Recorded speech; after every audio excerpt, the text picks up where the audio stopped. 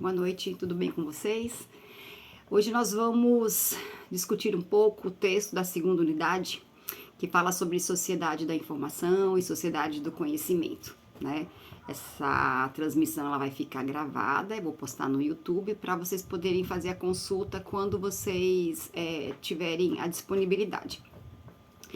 Quero informar que sobre o texto, né, o segundo texto da segunda unidade, que é o sobre ciência, tecnologia e sociedade, tem uma atividade lá em material extra, né? Aí ela serve para dar uma base de que elementos são importantes do texto, né? O que vocês precisam prestar um pouco de atenção. E é uma atividade que ela também vai contribuir com a nota da média final de vocês. Eu acho que é muito importante, ela é interessante e é um texto que vocês vão ter que ter lido para participar do fórum, né? Então ele vai servir, digamos assim, ele vai contribuir, né? O mesmo texto, essa atividade extra para acrescentar uma nota aí na média final de vocês, tá bom? Mas então vamos lá. Esse texto, que é o texto do podcast, vocês devem ter observado que lá no material extra eu deixei os vídeos, né? E vocês podem encontrar também bastante orientações na própria internet. Sobre o podcast, há várias possibilidades de serem trabalhadas, né? Vocês podem fazer um bate-papo sobre os pontos que a gente vai destacar aqui hoje. Vocês podem fazer um estilo de pergunta e resposta, né? Lembrando que todo mundo do grupo precisa participar, né? E aí, quando vocês desenvolverem atividades, vocês podem usar, por exemplo, o Spotify, vocês podem usar o Google Meet, né? Vocês podem gravar também o bate-papo de vocês, a conversa de vocês com o próprio celular, transformar isso depois no MP4, né? E colocar no Drive, e aí vai botar o link lá para a gente ter acesso também, certo? Então são várias possibilidades que vocês podem adotar para desenvolver esse podcast, ok? Então vamos lá. A primeira coisa que a gente precisa entender, eu achei bem legal, que é o próprio texto que foi disponibilizado. Isso é o que a gente chama de um hipertexto, ou seja, é um texto que está disponibilizado, né, na internet, no nosso caso ali no ambiente, e quando vocês acessam ele, dentro dele nós temos uma série de links, não é, que podem ser em formato de uma imagem ou de uma palavra, né, onde vocês ao passarem o mouse, vocês vão perceber que ela, se vocês clicarem, vai dirigir para uma outra página, ou por uma imagem, ou por uma música, né? Então nós temos aí um hipertexto. Só isso é uma forma de linguagem. E é o que a autora começa falando no texto, né? A professora Maria Aparecida. Então, os enlaces e desenlaces na sociedade da informação e do conhecimento. Só que eu queria começar pelo começo dela mesmo, né? Então, ela vai falar inicialmente sobre a questão da linguagem, porque informação, conhecimento é uma forma de linguagem, né? Quando a gente obtém a informação, ela vem de alguma forma. Ela pode ser de uma linguagem oral, então eu estou conversando com alguém e essa pessoa está me passando aquela informação ou até mesmo aquele conhecimento. A gente sabe, né, que na população mais velha, entre os mais idosos, né, a gente sabe de outros espaços temporais mais antigos, onde a única forma de transmissão de conhecimento era através da oralidade, né? Claro que com o tempo isso foi mudando, foi se alterando, a gente depois teve a impressão de um livro onde esse conhecimento ele passou a ser colocado, né, escrito ali, mas lembrando que nem todo mundo tinha acesso, né? Quando a gente tem aquela máxima, né, saber é poder, né, é a questão do conhecimento, o que é que eu sei, o que é que eu conheço, né? Porque quanto mais a gente conhece, mais conhecimento a gente vai adquirindo ao longo do tempo, mais poderoso a gente vai ficando. Porque uma pessoa que sabe ler, ela sai na frente de uma pessoa que não sabe ler. É uma competência e uma habilidade extremamente necessárias. E a gente viu isso agora durante a pandemia, né? A gente viu isso com a própria questão das tecnologias. Eu falo sempre que quem tem um letramento digital, ele se viu mais confortável, porque tudo que nós tínhamos que fazer, uma grande parte do que nós tínhamos que fazer, ele era feito a partir da internet, era feito a partir do celular. Para movimentar um dinheiro, para fazer uma transferência, para comprar alguma coisa, a gente precisava e precisou da internet e ainda precisa, para falar a verdade, né? Então, nessas linguagens, a linguagem oral, a linguagem escrita, a imagem é uma forma de linguagem, né? Então, hoje você vê um meme, por exemplo, né, uma imagem engraçada no seu Instagram, né, para quem tem, aquilo ali é uma forma de linguagem, e às vezes não precisa ter nada escrito. O desenho em si, né, a imagem em si, ela é extremamente significativa e a gente consegue fazer a leitura daquele meme. Agora, prestem atenção, a gente consegue fazer a leitura do meme se eu tiver conhecimentos e informações sobre aquilo que está sendo colocado ali. Porque às vezes a gente vê um determinado meme, mas a gente não entende. E por que eu não entendo? Eu não tenho capacidade? Não, eu não entendo porque eu não sei sobre o que está sendo discutido ali. O que estão fazendo piada ali, certo? Qual foi a situação que aconteceu? Às vezes trágica, situações, né, extremamente desesperadoras, de violência, que são transformadas numa imagem, né? E aquilo ali quer dizer alguma coisa. Se eu não tiver esse conhecimento, aquela informação, eu não tenho ideia do que é que aquela imagem ela está representando e ela não representa nada para mim, né? Então, até isso, ela precisa ser contextualizada, né? Esse conhecimento, ele precisa ser contextualizado, ok? Então, a linguagem é importante a gente saber a que se destina, de onde ela procede, né? Então, eu posso ter esse conhecimento, essa informação através, então, desse bate-papo com alguém, de uma transmissão de informação, de um conhecimento da minha mãe para mim, do meu avô para mim, de uma tia. Então, eu aprendo que um chá, por exemplo, ele é benéfico a partir do momento que alguém me disse, mas qualquer alguém? Não, alguém de confiança. Então, minha mãe, minha avó, minha tia me disse que o chá de camomila, ele acalma, né? É um conhecimento que vai passando entre as gerações. Tem um fundo científico? Não tinha. Hoje tem, hoje eu sei realmente que a camomila, ela tem, né, algum princípio ativo que acalma as pessoas. Todas as pessoas também não, mas, né, hoje eu já posso falar, não, efetivamente a camomila, ela tem, né, esses determinados dados. Mas são informações que fizeram as pessoas sobreviver durante séculos, certo? E essas informações eram transmitidas oralmente. Depois a gente tem os livros, né, todo tipo de impressão que traga ali a escrita, né? Ela veio para dar uma base. Durante muito tempo nem todo mundo sabia ler, né? Aliás, hoje nós temos muita gente que não sabe ler e escrever, e não só aqui no Brasil, em diversas partes do mundo, né? Seja por uma opção que faz parte daquela cultura, né? Como os indígenas, por exemplo, tem indígenas, né, que não têm contato com a civilização, eles têm uma outra forma, às vezes até mesmo de escrita, mas ela é diferenciada da nossa. Outra forma, quando eu escuto um rádio, por exemplo, é oralidade, né? Mas ela passa através de um aparelho tecnológico. Eu tenho a televisão, ela me transmite imagens e sons, certo? E agora a gente tem a internet, que através da internet eu consigo acessar imagem, consigo acessar música, consigo acessar livros, obras, certo? Todo tipo de material que a gente necessita, né, para ter um tipo de informação. Aliás, eu jogo pela internet, eu assisto televisão pela internet, né? Então a gente tem assim uma série de possibilidades que hoje a internet, um aparelho, claro, né? Pode ser um celular, pode ser um notebook, pode ser um computador, ele pode ser um tablet, né? Ele vai me dar essa possibilidade de acessar informação e conhecimento. Só que a professora Maria, ela vai dizer o seguinte pra gente, que necessariamente a informação e esse conhecimento, eles estão disponíveis de qualquer forma, né? Houve uma ampliação do que seria essa informação e do que seria esse conhecimento. Primeiro, se a gente lembrar que até 50 anos, mais ou menos, um pouco menos do que isso, nós não tínhamos uma internet como nós temos hoje, nós nem tínhamos uma internet, né? Então, o que eu sabia dos meus vizinhos? O que eu sabia das pessoas que moravam perto de mim? Era uma troca de informações de forma oral. E entre nós tinha que ter um contato, certo? A gente ligava, tinha telefone, que era um aparelho tecnológico, mas a internet, como a gente conhece hoje, ela não existia ainda, certo? A outra questão que é muito importante é de que essas informações que nos chegam principalmente, eu digo, pela internet hoje, né? Que assim foi um avanço tecnológico muito grande, é quando houve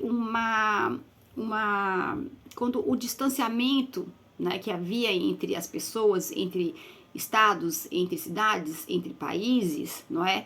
Ela muda de figura.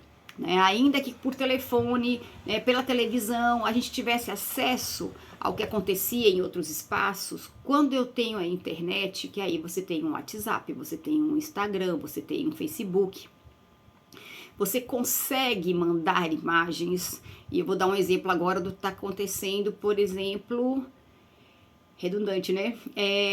Essa guerra entre Israel e Palestina, né?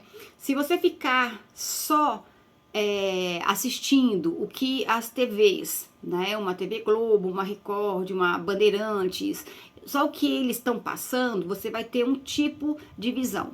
Então, quando a gente a gente segue alguns canais no Instagram, por exemplo, e eles são mais neutros em relação às informações, você consegue ter uma noção do que está acontecendo realmente, né? Do que é esse conflito, quais são as causas desse conflito, né? Situações que acontecem há muitos anos, não foi algo, mês passado bombardearam Israel, é muito, muito além do que isso. E a gente tem essas imagens, a gente tem essas informações graças à possibilidade que a internet nos dá. Hoje qualquer um com celular faz uma gravação, certo? E essa gravação ela pode ser estendida ao mundo todo. Então hoje você não tem mais aquela narrativa única como acontecia com as informações que nós temos das guerras lá da antiguidade, por exemplo, ou dos fatos que aconteceram durante a Idade Média. Alguém escreveu, né? E alguém fez o relato. E alguém publicou, e de lá para cá são essas informações que a gente teve. Com a internet e um celular na mão, isso mudou totalmente, né? Várias informações, não tem mais um olhar único. Agora eu tenho todas as possibilidades de olhares, mesmo em espaços que estão extremamente circunscritos, né, onde o direito da liberdade ele é restringido, a gente consegue ter alguns escapes e essas informações chegam até a gente, tá?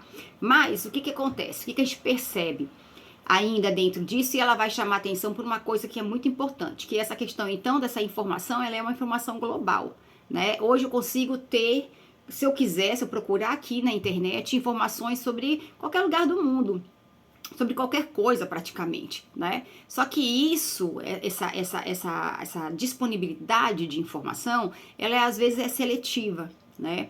Quem transmite o que para o grande público, né? Porque se eu quiser, eu vou aqui e busco informações sobre as causas ou as consequências dessa guerra que está acontecendo sobre diversos pontos de vista, certo? Mas o que chega de informação normalmente para as pessoas, uma grande massa, ela é direcionada, né? Ela é selecionada, para falar assim dessa forma. Então, quando eu trabalho essa ideia do global e do local, o que é o local? O local é o espaço onde a gente vive. Isso é local para mim, tá? O que é global? Da globalização, né? Do que está longe de mim, mas que agora a gente tem um acesso. Só que quando isso aconteceu, né? A gente não se deu conta do perigo que foi isso. Por quê? E aí ela vai chamar a atenção, tem uma citação de Castells, que ele vai falar assim, ó: por intermédio da tecnologia, porque sem essa tecnologia nós não teríamos acesso a essa quantidade de informações, redes de capital, de trabalho, de informação e de mercado conectaram funções, pessoas e locais valiosos. Bom, funções, pessoas e locais valiosos. Valiosos para quem? Valiosos para mim? Às vezes não, certo? Valioso para quem? Para o capital, a gente pode colocar dessa forma, né? Ao redor do mundo, ao mesmo tempo em que desconectaram as populações e territórios desprovidos de valor e interesse para a dinâmica do capitalismo global.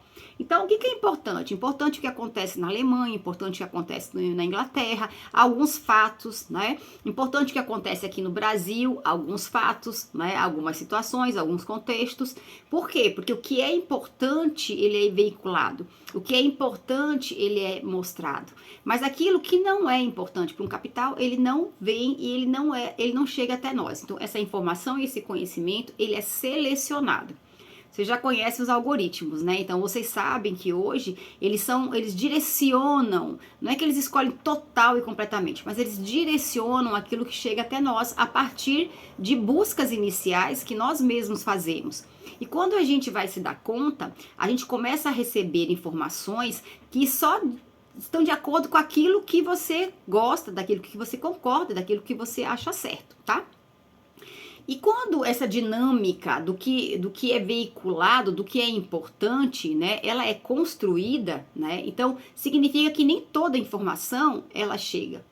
E nem tudo que é valorizado por nós, mas chega até nós. Eu nem quero comprar um tênis, mas o tênis vai chegar para mim, porque não sei, eu vacilei ali e botei lá, curti a propaganda ou alguém que estava com tênis cor-de-rosa, certo? Aí aquilo começa a chegar até mim. Agora, coisas que seriam interessantes para mim, muitas vezes não chegam. Por quê? Porque para determinadas empresas que justamente nutrem, né, essas informações pra gente, que trazem dentro da internet pra gente, isso não é interessante porque não gera dinheiro. Ninguém paga para que aquela informação chegue até mim. Então, por exemplo, hoje se eu gostar, né, de um determinado produto, esse produto, ele é um produto que ele é caseiro, ele é um produto artesanal, eu vou ter dificuldade de chegar até ele. Ele não chega até mim, certo? Naturalmente ele não chega até mim. Populações que estão sendo dizimadas em vários locais do mundo, as informações não chegam até nós também. Isso não é interessante, né? Ninguém se preocupa de ir lá fazer reportagens, de ir lá fazer documentários, fazer trabalhos, passar na novela, no horário da novela, no jornal. Essas coisas não aparecem para a gente, porque elas não são interessantes, né? Então, houve sim, em algum momento, né, essa ruptura entre o que é importante e o que não é importante, e o que não é importante não chega até nós, né? Aí, o que Castells vai falar também? Seguiram-se exclusão social e não pertinência econômica de segmentos de sociedades, né? De áreas urbanas, de regiões, de países inteiros, constituindo o que ele chama de o quarto mundo. Porque a gente sabe que tem o primeiro, segundo e terceiro mundo. O Brasil, até então, faz parte do terceiro mundo, em subdesenvolvimento. Agora estamos aí, né, num processo de desenvolvimento. Mas, até então, a gente estava no terceiro mundo. Tem o quarto mundo. Então, significa o quê? Que tem países, que tem localidades, que tem regiões abaixo da linha da pobreza, por exemplo, e elas não aparecem, a gente não tem conhecimento. E assim a gente pode falar, por exemplo, da África, a gente pode falar da Índia, né? O que vocês sabem da Índia? Além das novelas, né? Que mostram uma realidade que não é a do cotidiano. O que a gente sabe da África, um continente, que alguns acham que é um país? Certo? Nós temos inúmeros países extremamente pobres na África. Isso chega até a gente? E outra, quando aparece imagens sobre a África para nós, o que aparece? Qual é a narrativa construída, né? Qual é a informação, qual é o conhecimento que a gente tem? Praias belíssimas, pessoas maravilhosas, né? Cultura, riquezas, né? Porque existem inúmeras. A África tem petróleo, a África tem diamantes, a África tem alguns minérios, alguns minerais, não é, que são extremamente caros e que ainda continuam sendo, né, retirados pelos países colonizadores. Uma Inglaterra, uma França da vida ainda continuam com o pé lá nos seus países colonizados, não é, ainda explorando aquela situação. O que a gente sabe disso? O que você sabe disso? Né? Quando é que você ouve falar sobre isso na mídia? A gente não ouve, né? Então é um problema nessa questão do que é informação, do que é conhecimento e de como essa informação chega até a gente, certo? Na sequência, né, ainda assim, nós temos o que a gente chama de resistência no processo de difusão do conhecimento. Por quê? Porque a gente tem muita gente que ainda resiste, né? A gente fala assim, Pro, que viagem é essa aí? A informação e o conhecimento, certo? Porque senão a gente absorve que tipo de informação, que tipo de conhecimento, né? O que que a gente escuta todo dia? O que que a gente assiste no jornal? Somos nós que escolhemos esse tipo de informação, né? O que que eu sei da minha cidade? O que vocês sabem dos espaços, no contexto onde vocês vivem, né? Como é que isso chega até vocês? Então nós temos sim, e hoje o Instagram e o Facebook também, eles mostram bastante isso pra gente, que são os nichos de resistência, né? São nichos específicos, são os temas que a gente chama de periféricos, não é? Espaços não relevantes que ficam fora do interesse do capital, mas que hoje já começam a ser monetizados. Eu vou dar um exemplo aqui para você. Você faz artesanato. Eu gosto de artesanato, eu vou por essa linha. Então, você gosta de artesanato. Então, artesanato até então, ninguém dava muita bola, certo? É algo que poucas pessoas continuam fazendo, né? Encontram seus espaços de venda. Dependendo do artesanato, ele tem uma grande valorização, certo? Mas muita coisa está se perdendo com o tempo, né? Uma renda que é feita lá no interior do Nordeste, ou que é feita lá em Santa Catarina, que ninguém mais ouve falar, só naqueles espaços específicos de venda, certo? O que virou moda hoje, por exemplo, é o crochê. Né? Até então, até uns anos atrás, 2 anos atrás, 3 anos atrás, ninguém dava bola. Crochê é coisa de velho, certo?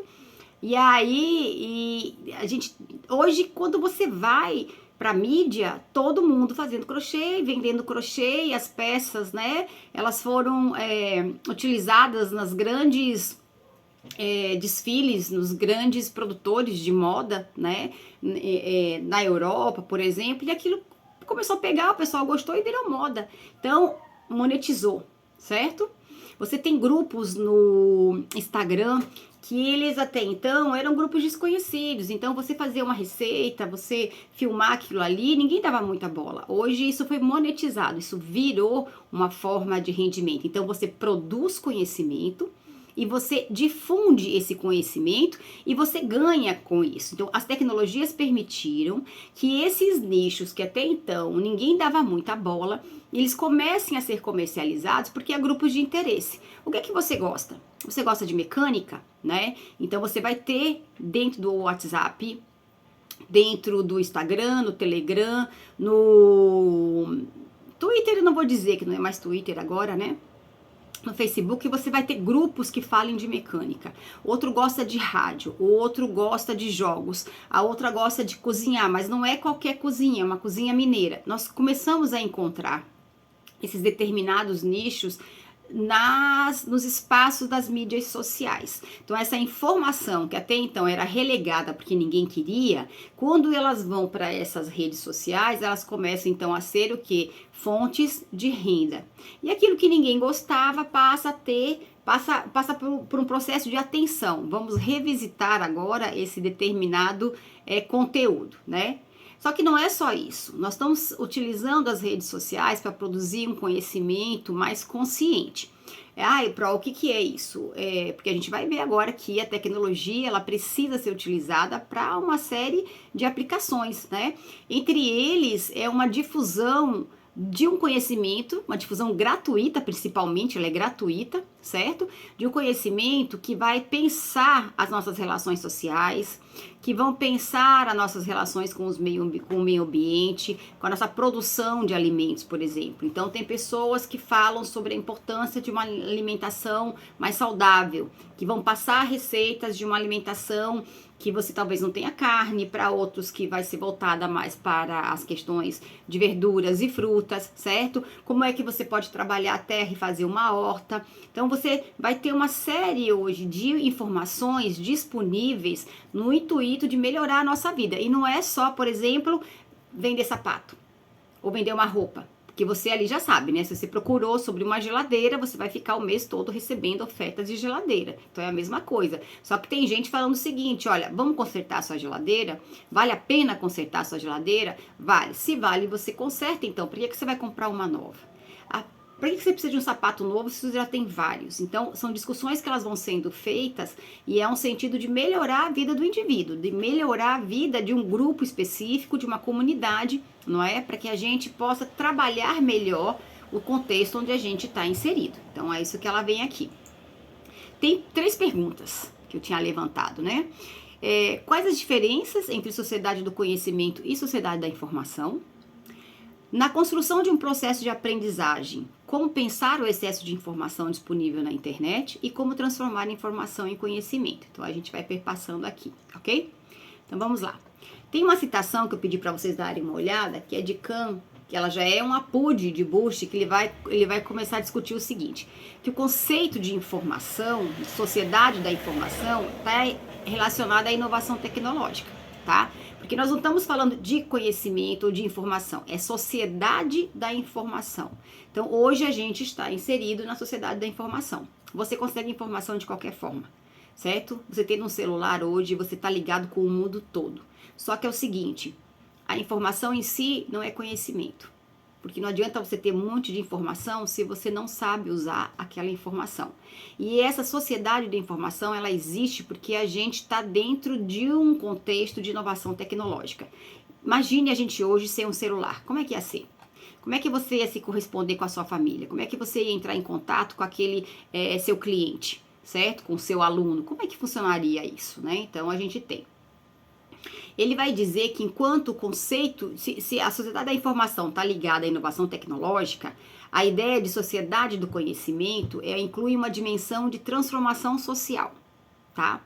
Então, a gente pode pensar hoje eu vivo numa sociedade de informação ou eu já passei para a próxima etapa que é a sociedade do conhecimento. Eu ainda estou cerceado, né, por essa quantidade de informação que me chega de todo quanto é lado, o tempo todo, né, esse celular que não para de tocar, de dar essas notificações, ou eu já consegui selecionar e ao selecionar eu consigo transformar essas informações no processo de conhecimento e num processo de conhecimento que acrescente algo, não só para mim, mas para o espaço e o contexto onde eu estou inserido. É o que ele vai colocar, né? Essa dimensão de transformação social, transformação cultural, transformação econômica, transformação política e transformação institucional. E tudo isso, certo? A gente pode fazer tudo isso? A gente pode fazer tudo isso. Quando você recebe uma mensagem e você não presta atenção naquela mensagem e você passa para frente, sem você saber o que está fazendo, sem você procurar por trás daquele dado que está sendo colocado, daquele vídeo, por que aquele vídeo está sendo passado para você? Aí você vai, passa o vídeo para frente. Pode ser uma fake news e você nem parou para pensar que aquilo aí era uma fake news. Qual é a contribuição desse vídeo para o contexto no qual você está inserido, certo? Além de tudo isso, da questão das fake news, a gente tem sim uma possibilidade de usar aquela produção e a difusão do conhecimento na transformação no geral. E isso é pensado porque às vezes a gente está pensando na gente como indivíduo, mas nós temos que lembrar que nós estamos inseridos num espaço maior, num contexto. Esse curso é de quê? De licenciatura. Tu vai ser o quê? Um professor, um diretor, né? Um gestor. Então, ao trabalhar com isso, como é que você usa a tecnologia para mudar a vida dos seus alunos? Para melhorar a vida dos seus alunos, né? Porque dentro de cada nicho que a gente escolher de atuação, nós vamos estar desenvolvendo um determinado trabalho. E aonde que essas informações vão se transformar em conhecimento para que você melhore o seu espaço de trabalho e as pessoas que são atingidas por aquele serviço que você oferece, né? Então, a questão não é só econômica, se você conseguir parar para pensar no que é que você está fazendo com aquela informação que você obteve, né? Por quê? Porque a informação que eu obtive, ela não tem que necessariamente só me dar resultados financeiros, né? Não, eu posso transformar aquela informação num conhecimento que vai ajudar outras pessoas além da minha pessoa, ok? Então, é importante também a gente ter que isso também é do texto, né, que é de Alan Torrene e Daniel Bell, eles vão dizer o seguinte, né, que é importante a gente entender que a informação, ela se transformou em capital econômico, né? E o que é o capital econômico? O capital econômico, e o capital ele vem de Bourdieu, né? Que é um campo de conhecimento. Então eu tenho um campo de conhecimento a nível econômico que transformou a informação em royalties, né? Transformou em moeda. Então, hoje, quando a gente consegue manipular a informação, não é só produzir informação, porque isso também, produzir informação a larga escala, isso aí precisa de muito conhecimento, né? Hoje eu vou lembrar aqui das questões quando a gente tem, por exemplo, as eleições, né? Como os candidatos pagam caro, e todos pagam caro, certo? Por marqueteiros, ou seja, por pessoas que produzem informação sobre as pessoas, sobre os outros candidatos, sobre situações, como isso pode ser manipulado e transmitido, né? Então, esse campo econômico, ele é extremamente importante para quando a gente vem falar de informação. E como isso, na sociedade contemporânea, ela mexeu com todas as relações sociais, certo? Isso precisa ficar claro para vocês. Por quê? Porque a gente precisa saber quando que a informação deixa de ser informação e passa a ser conhecimento, né? E aí, às vezes, a gente não se dá conta que a gente não tem o conhecimento. A gente tem um monte de informação. Isso é muito terrível pra gente. Outra coisa que a autora chama atenção, né, é que nas organizações hoje o capital humano ele é extremamente importante. E por que o capital humano ele é extremamente importante, né? Porque o capital humano hoje ele precisa ter formação, ele precisa ter capacitação. Às vezes você tem muita experiência, então pessoas de larga experiência, né, décadas de trabalho, elas são despedidas porque entra alguém que consegue fazer tudo aquilo que essa equipe faria, certo? Com um computador na mão. Então ela consegue manipular os dados, ela consegue produzir aquele conteúdo necessário. Então essa pessoa tem um capital cultural, né? Ela tem uma formação que os demais não tinham e essa formação é extremamente importante e cara. Né? Então, pessoas hoje que têm determinados tipos de conhecimento, né, adquiridos nessa nossa contemporaneidade, né? Hoje a gente tem cursos, tem áreas, tem profissões que está faltando gente para trabalhar. Né? Por quê? Porque nós não temos uma formação, pessoas com a formação em quantidade para dar conta disso. Enquanto outras profissões, elas estão ficando... Elas foram... Me fugiu a palavra agora, mas elas estão se tornando obsoletas, a palavra é essa, certo? O que é obsoleto? Não funciona mais, né? Ele não se adequa mais. E aí nós temos, ao mesmo tempo que essas tecnologias, essa informação, essa internet, né? Todo esse conhecimento que ele foi criado e ele está se relacionando, não é? Ele vai trazendo novas oportunidades, mas em compensação, né? Ele vai desvalorizando outras. Aí o que mais que nós podemos falar em relação a essa questão é que as tecnologias digitais de informação e comunicação, né, elas aliadas à informação, elas vêm transformando essa ideia do que nós podemos fazer com a informação e de como é que a gente pode transformar isso num conhecimento para ser utilizado por nós, né? Então esses impactos eles acontecem. Só que tem uma coisa que é muito importante, a gente já falou sobre isso, né? Que é a questão de você ser incluído digitalmente, ser letrado digitalmente, ter uma influência digital, né? Ela vai dizer que as sociedades incluídas digitalmente, e aí você veja como é interessante você ter uma visão, você ter uma política que estimule que as pessoas efetivamente saibam, conheçam e manipulem, né, essas tecnologias e essa internet para produzir um conhecimento. Ai, próprio, mas como é isso? Por exemplo, quem aqui sabe procurar um determinado conteúdo, né, sobre um tema que a gente esteja estudando em alguma das disciplinas, quando você entra aí no Google ou qualquer outro buscador que você utilize? Ai, é só digitar a palavra. Não, não é só digitar a palavra. Certo? Você tem que saber o mínimo sobre o conteúdo do qual você está procurando, né? Você tem que ter lido alguma coisa, li um texto e agora eu vou procurar um pouco mais para poder se aprofundar. E você saber quais são os aplicativos que tem disponíveis, quais são os sites onde eu vou encontrar essas informações. Isso parece fácil, mas não é. Você tem um celular e você precisa fazer uma transferência. Todo mundo que sabe usar um Pix? Não. Todo mundo sabe fazer uma transferência pelo banco digital? Não. Lembra que durante a pandemia, vários serviços que eram oferecidos, até mesmo pelo governo, precisavam ser acessados através do celular, e muita gente não tinha nem o celular, e muita gente que tinha o celular não sabia como acessar aquela informação. Isso é letramento digital. Né? Isso não é letramento ainda, não é nem fluência, porque a fluência é saber usar e saber para que você está utilizando, e você conseguir fazer um processo, não é, de melhoria da vida das pessoas, da sua própria vida, utilizando e sabendo. Então, se você tem a conta do gov.br, através do gov.br você acessa um sem fim, não é, de serviços que só são acessados pelo gov.br. Todo mundo aí tem?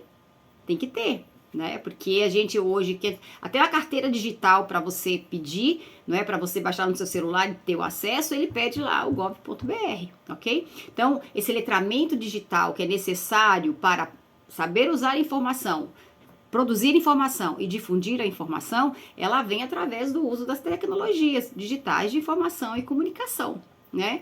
Só que a gente começa a pensar, putz, mas se eu não sei usar determinados aplicativos, e quem não sabe nem mexer no celular direito, certo? Hoje a gente tem o uso em larga escala do WhatsApp. Por quê, gente? Eu tenho uma larga escala do WhatsApp porque ele me permite gravar, então eu transmito oralmente aquilo. Tem gente que não sabe ler e escrever e é na base da mensagem. Né? E ele grava também, né? Eu faço uma mensagem, por exemplo, o próprio WhatsApp, eu faço uma mensagem de vídeo, eu não preciso escrever. Então vejo que os próprios aplicativos, eles estão se desdobrando para atender uma faixa da população, né? Pessoas que não têm acesso, que não sabem ler e escrever, mas eles estão ali resolvendo. Então, é porque eles estão com pena das pessoas que não sabem ler e escrever? Claro que não.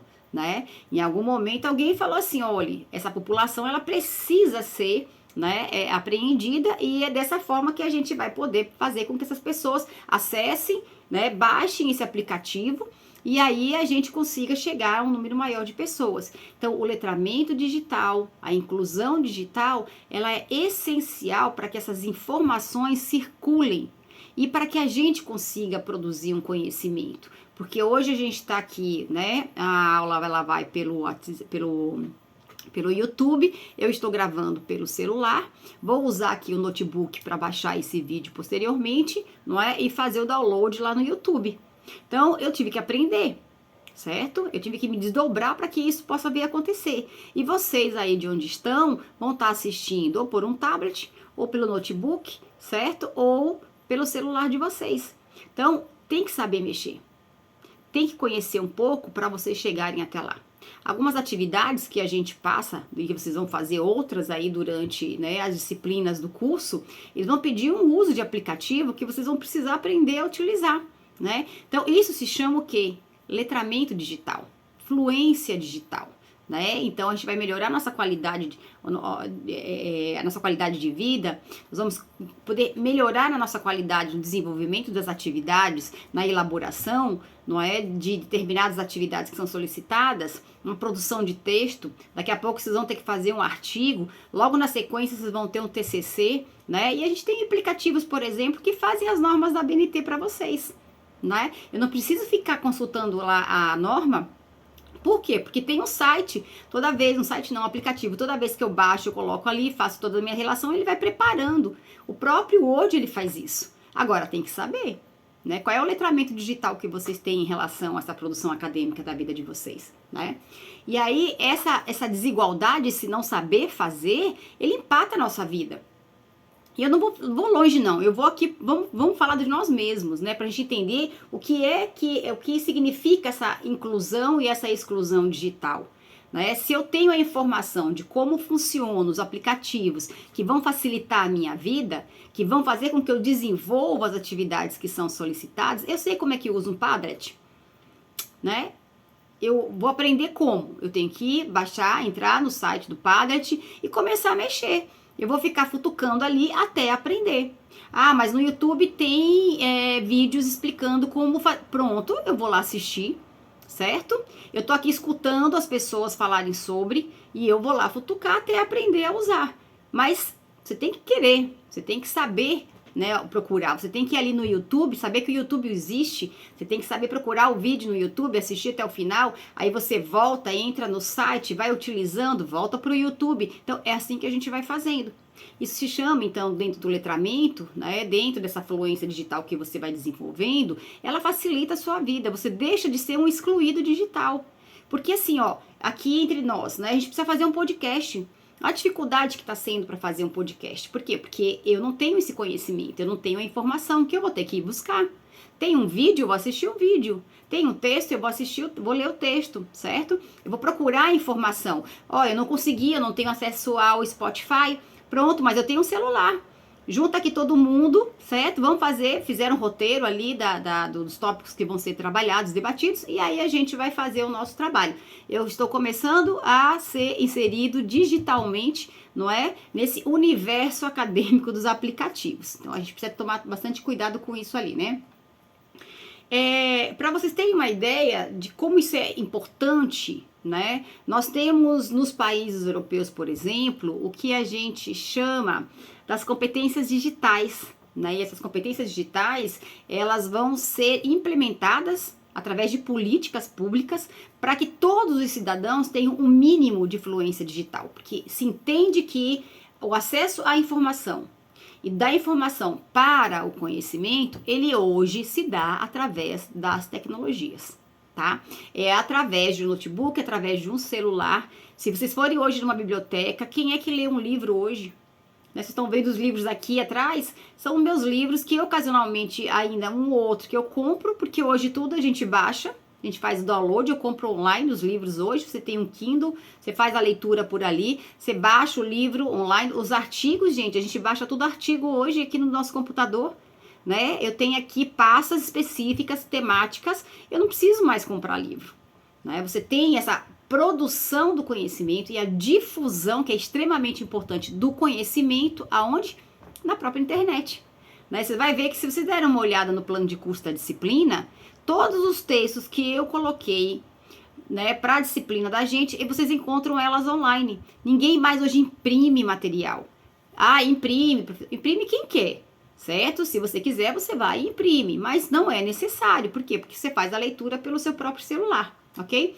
Então, a Unesco, ela né, e outros órgãos governamentais a nível mundial, eles chamaram atenção e trabalham com isso, para a gente poder ir finalizando. Então, ela vai dizer o que é extremamente importante quando eu falo de informação e sociedade da informação e sociedade do conhecimento, tá? O que eles vão dizer pra gente? Eles vão dizer o seguinte: é extremamente importante que nesse universo da informação e do conhecimento, tá? Nós tenhamos acesso à informação e ao conhecimento. Ah, todo mundo tem. Não, não é todo mundo tem. Porque se você pensar que numa determinada comunidade mal chega a energia elétrica, certo? Você não tem uma internet, essa informação ela não chega para todos da mesma forma. Então, quando a Unesco diz assim, que são as pedras angulares para a promoção da sociedade do conhecimento inclusivo, todos teriam que ter acesso à informação e ao conhecimento, tá? E ainda por cima, esse acesso não é gratuito na maioria das vezes, ok? Vocês pagam pela internet. Eu pago pela internet. Eu tenho a internet gratuita no espaço de trabalho. E às vezes quando você vai no barzinho, quando você vai numa loja, você tem lá o Wi-Fi, né? Que você tem uma internet gratuita. Mas na maioria das vezes ele é pago. E quem é todo mundo que pode pagar pela internet? Não é todo mundo. Então o acesso à informação e ao conhecimento continua sendo privilégio de poucos, tá? Segundo, liberdade de expressão.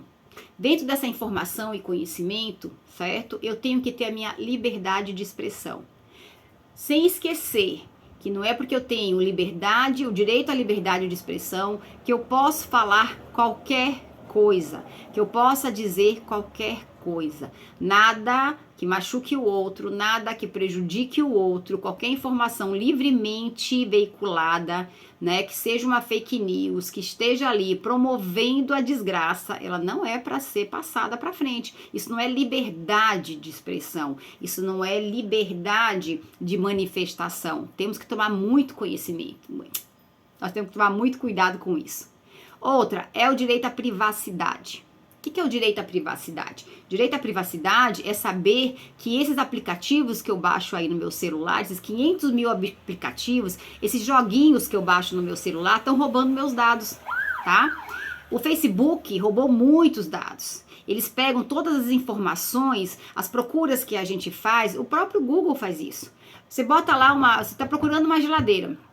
Por que é e como é que a Compra Certa, a Casas Bahia, a Magazine Luiza, dali a pouco estão me oferecendo uma geladeira?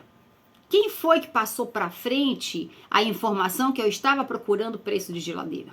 Certo? Esses dados são vendidos, eles são comercializados. Quando você baixa o aplicativo, esse joguinho aí no seu celular, lá ele diz, você concorda, não sei o que lá, ninguém lê nada daqueles contratos.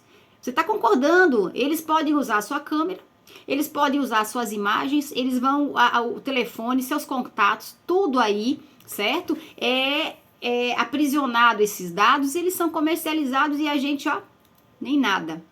E por último, as normas e comportamento éticos online, né? Ou seja, o que realmente eu posso veicular de informação na internet?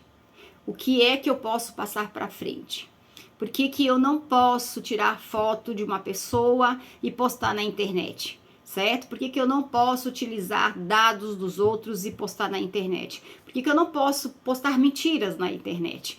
Isso são as normas e os comportamentos éticos online que precisam ser, já está sendo criados, né? Nós temos os marcos, mas efetivamente nós realmente precisamos pensar eticamente aquilo que é veiculado na internet. Porque cenas de atentados, né, cenas de violência, cenas de pedofilia, cenas de abuso sexual, cenas de pessoas sendo torturadas, isso não é para estar sendo veiculado na internet da forma como é, não no sentido, eu vou informar as pessoas que isso está acontecendo, não é nesse sentido que está sendo falado, é no sentido de você estar incentivando essas situações. Então você tem páginas, né, onde meninas estão anoréxicas, né?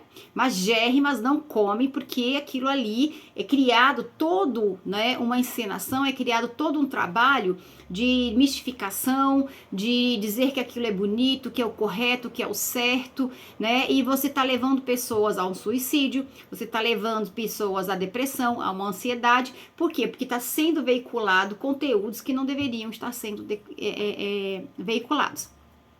Então, o que a autora está querendo dizer para nós? Né? Que a sociedade da informação e do conhecimento estão imbricados, que a gente precisa pegar essa informação e trabalhar isso para transformar em conhecimento, que o bom conhecimento ele precisa ser produzido e difundido para que todos tenham acesso a tudo que há de bom que a internet pode nos dar, para que a gente com esse conhecimento possa melhorar as nossas vidas e as vidas das comunidades nos quais nós estamos inseridos, certo?